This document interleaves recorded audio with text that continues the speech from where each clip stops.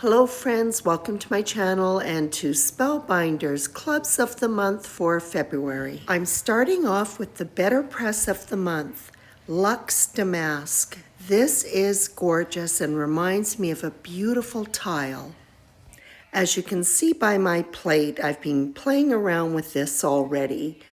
This set comes with a registration template so that it can be repositioned 3 times for an all-over design, or it could be positioned so that it sits in the middle of the panel and pressed just once. Typically, I would put white cardstock underneath my template, but I didn't bother this time as I could see the lines clearly. For the first pressing, the bottom of the plate was positioned on the curvy red line. For the second pressing, I'll just move the plate down so now that the top of the plate will be positioned underneath that same line. And I'm inking up the plate with a full-size BetterPress black ink pad. And there's lots of ink to be applied. This is a great time saver. I don't rush when I'm applying this ink. It is slow drying, so you have lots of time. I'll start off by wiping the pad on top of the design and then going back and doing a pounce and twisting motion so that the ink is applied evenly. There are 3 different colors of lines. I'm using all of the red ones, so I find the one that's about 2/3 of the way down the template and simply move my plate down so that I line it up underneath it. And again, I'll go ahead and just rub some ink on my plate and then finish it off with a tapping, twisting motion for an even application. And in 3 pressings, we have an all-over design on this A2 size cream colored cardstock. I just love the black ink against it. I think it looks so classic. The BetterPress ink is not water soluble. I'm cleaning my plate with Ranger's Archival ink cleaner. It has a dauber end, so it's nice and easy to apply. Cleaner dissolves the ink, and I'm just using a baby wipe to clean up the residue. Of course, the acrylic plates and the press plates are non-porous, so the ink is easily removed. Although there will be some staining on the plates, there is no ink on there, and so it will not transfer to any subsequent pressings. The cleaner can also be used on the registration template, and now I'm applying it to the chase.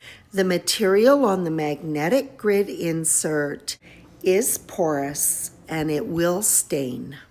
But I've cleaned it off and dried it, so now I can go ahead and take my press plate for my sentiment and position it on the chase. And I'll be using the same heavy cream cardstock that was used for the background. There's not much surface area to ink, so I just tap the ink pad on the plate, run it through the die cutter, and there's my sentiment. This set comes with a couple of sentiments that have coordinating dies, so I'll just get that lined up and hold it in place with some low-tack tape before I run it through the die cutter. This die was also used to cut black sheet foam. A small rectangular die included in the large die of the month was used to cut black cardstock and black sheet foam. The rectangles were stacked and centered onto the panel. And I'll also take my sentiment and stack that on the black foam die cut. I'll be using the Butterfly Blooms 3D Emboss and Cut folder. I'll be using the small and medium butterflies. The dies are lined up around the embossed area for each butterfly and held in place with some tape. There is a channel, so they're easily positioned, and then I'll take the cream colored cardstock, position it over top of the dies, and then run it through the die cutter. I love this embossing folder. I'll be adding just a little bit of color using Distress Oxide ink, starting off with some spun sugar placed at the base of the wings. I'm using small blending brushes to apply the ink. I'm not applying a lot of pressure, rather I'm building up the color until I get the tone that I want.